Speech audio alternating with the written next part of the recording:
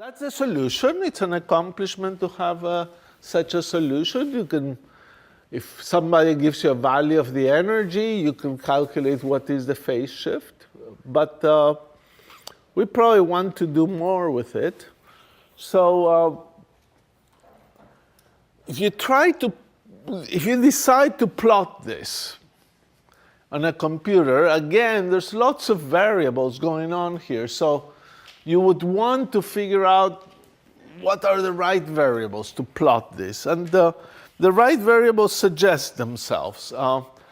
From k squared equal 2me over h squared, unitless constants are things like ka, k prime a, and that's it. Well, so ka is a proxy for the energy, so Ka squared is really 2me a squared over h bar squared. And this we could call anything. Well, let's call it u. On the other hand, k prime squared then, if you have k prime a squared, that is also unit-free, would be 2me a squared over h squared plus 2m v naught a squared over h squared. And you probably recognize them. The first one is just u squared. I should call this u squared, sorry. U squared, and this is our friend z naught squared. It's that number that tells you the main thing you always want to know about a square well. The ratio between the energy V naught to the energy that you can build with H bar, M, and A. So here we go. We have K prime A given by this quantity, and therefore, let me manipulate this equation. Might as well do it. It's probably easier to consider just tan delta, which is the inverse of this. You would have 1 minus, the inverse of this would be k prime a over ka, put the a's always, so cot k prime a tan ka over tan ka plus k prime a ka cot k prime a. So in terms of our variables, k prime a is the square root of this. So k prime a is square root of u squared plus z naught squared. And k prime a over ka, you divide now by u. So it's square root of 1 plus z naught squared over u squared. That's this quantity. So, how much space do I need to write it? Probably I should write it here. 1 minus square root of 1 plus z naught squared over u squared. Cot k prime a is the square root of z naught squared plus u squared. And tan of ka, which is u, over tan u plus square root of 1 plus z naught over u squared cotangent of square root of z naught squared plus u squared.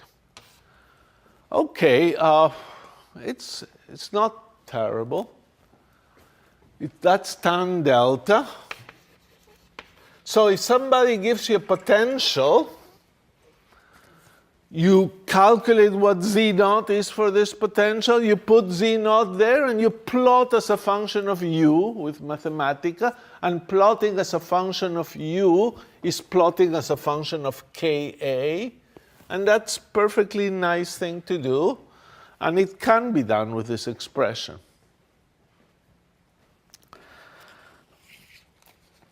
In this expression, you can also see what goes on when U goes to 0. Not immediately, it takes a little bit of thinking, but look at it. As U goes to 0, well, this number is a 1, that's perfectly okay. That seems to diverge, goes like 1 over U, but U going to 0, this goes to 0, so the product goes to a number. So the numerator goes to a number, some finite number. On the other hand, when U goes to 0, the denominator will go to infinity, because while this term goes to 0, the tan U, this number is finite, and here you have a 1 over U. So the denominator goes to infinity, and the numerator remains finite. So as U goes to 0, tangent of delta goes to 0. So you can choose delta to be 0 for 0 energy. So as U goes to 0, you get finite divided by infinity and goes to 0. So tan delta goes to 0, and we can take delta of Ka equals 0, which is U, to be 0. The phase shift is 0 for 0 energy. Let me go here. So here's an example. Z naught squared equals 3.4. That actually corresponds to 0.59 pi for Z naught. Z naught equals 0.59 pi. You may wonder why we do that, but let me tell you in a second. So here are a couple of plots that occur. So here is U equals Ka, and here is the phase shift, delta of U.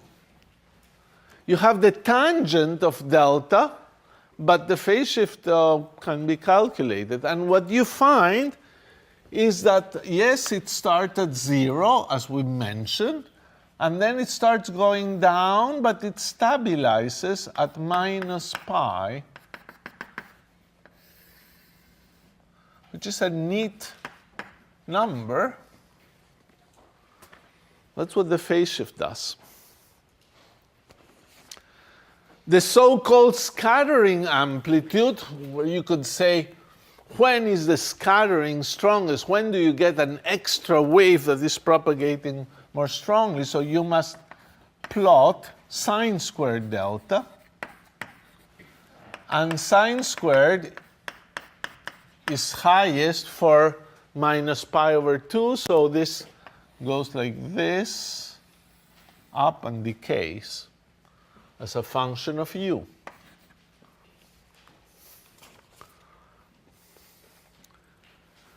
Third thing, the delay. The delay is 1 over A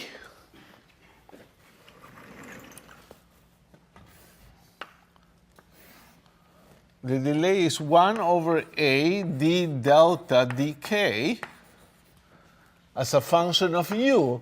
So that, you can imagine that takes a bit of time, because you would have to find the derivative of delta with respect to U and do all kind of operations. Don't worry, you will have a bit of exercises on this to do it yourselves. But here the delay turns out to be negative, and this is unit free, and here comes to be equal to minus 4 for U equals 0 and goes down to 0. So in this case, the delay is negative, so the reflected packet comes earlier than you would have expected, which is possible because the reflected packet is going slowly here. Finally, at this point, reaches more kinetic energy, and then back. So that's the delay. And you can plot another thing, actually it's kind of interesting, is the quantity A, this coefficient here, that gives you an idea of how big the wave function is in the well. How much does it stick near the well? So it peaks to 1, and it actually goes like this, and that's behavior of this form. Basically, it does those things. So far, so good. We got some information, and then you do a little experiment and try, for example, z naught equals 5. And you have delta as a function of u, and here is minus pi minus 2 pi, and actually you find that it just goes down and approaches now minus 2 pi.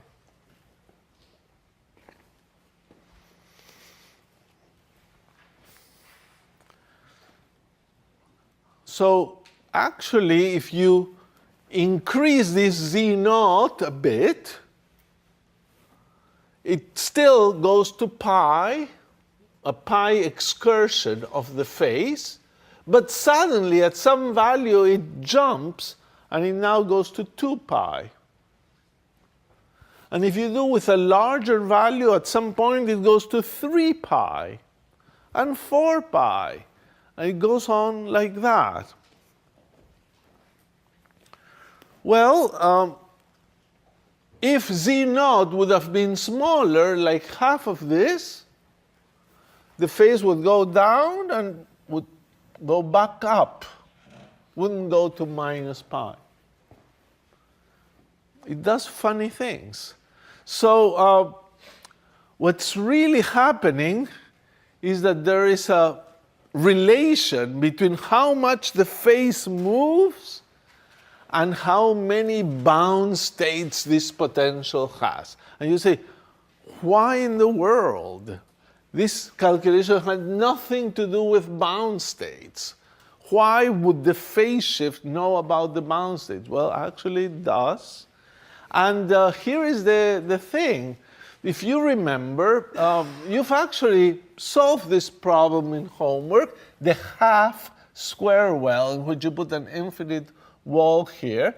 And if you had the full square well from minus a to a, this problem has all the odd solutions of the full square well.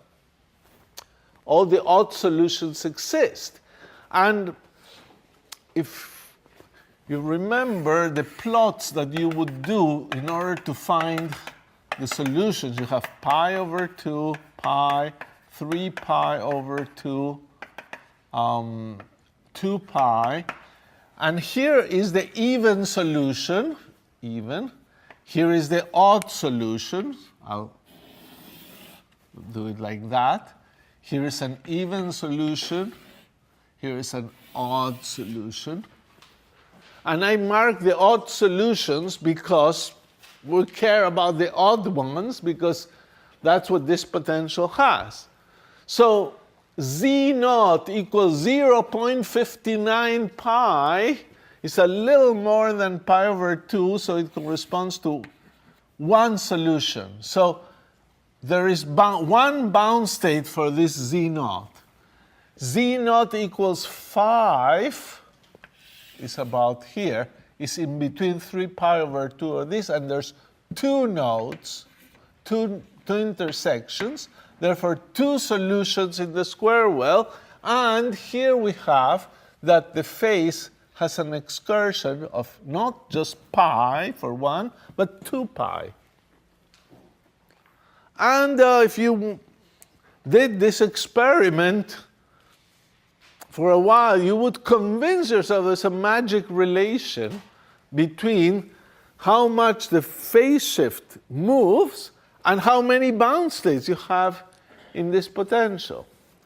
This relation is called Levinson's theorem, and that's what we're going to prove in the last half an hour of this lecture.